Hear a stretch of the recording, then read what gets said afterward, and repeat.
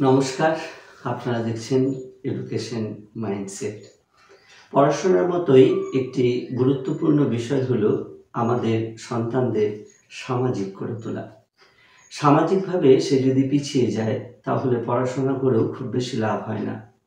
কাজেই আমাদের সন্তানদের কিভাবে সামাজিক দক্ষতা বৃদ্ধি করা যায়, আসুন সে ব্যাপারে গুরুত্বপূর্ণ কয়েকটি পয়েন্ট নিয়ে আমরা আলোচনা করি।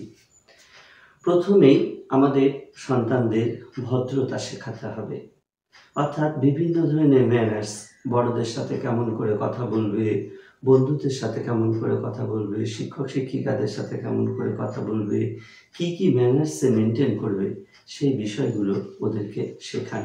অর্থাৎ ভদ্রতা অত্যন্ত গুরুত্বপূর্ণ একটি বিষয়, সেটি ওদের খুব ভালো করে শেখান। সামাজিকতার এটি হলো প্রথম পার্ট।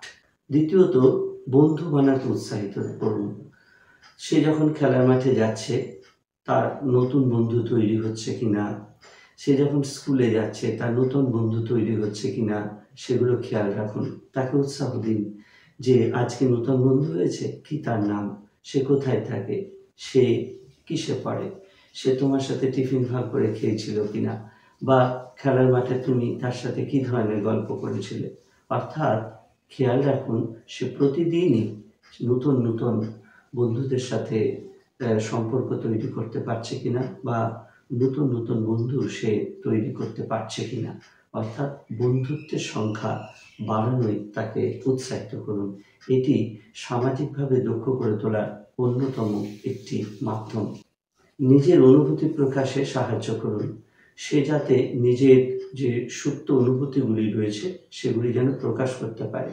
কোনো রকম লজ্জা, কোনো রকম সংকোচ তার মধ্যে যেন দেখা না দেয়।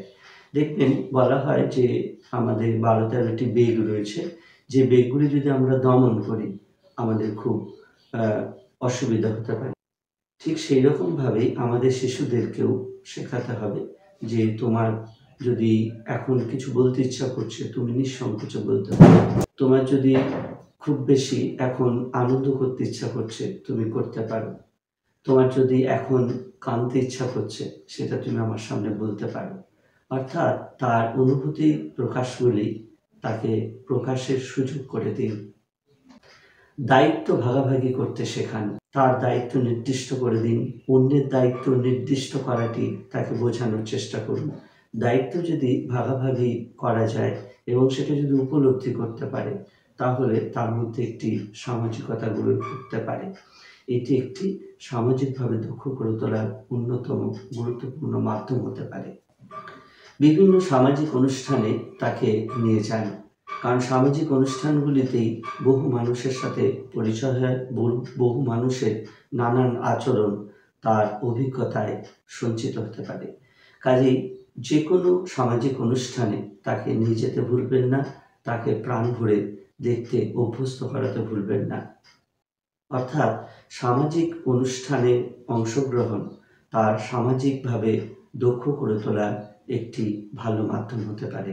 আপনার সন্তানের যে কোনো ইতিবাচক আচরণের প্রশংসা করুন। ইতিবাচক আচরণগুলির যদি আপনি প্রশংসা করেন সে ওই কাজগুলো আবার করার চেষ্টা করবে। কাজেই সেটা সামাজিকভাবে দক্ষ করে তোলার ক্ষেত্রে ভীষণ কার্যকর হবে। এই কয়েকটি কৌশল আপনারা অবলম্বন করুন এবং তাদেরকে পাঠ দিন, তাহলে আমি বিশ্বাস করি সামাজিকভাবে সে দক্ষ হবে। সামাজিকভাবে দক্ষ হলেই সে পড়াশোনায় আগ্রহী হবে, পড়াশোনায় আগ্রহী হলে তার মধ্যে সৃজনশীলতা গ্রো করবে। আজ এই পর্যন্তই। নমস্কার, ভালো থাকবেন।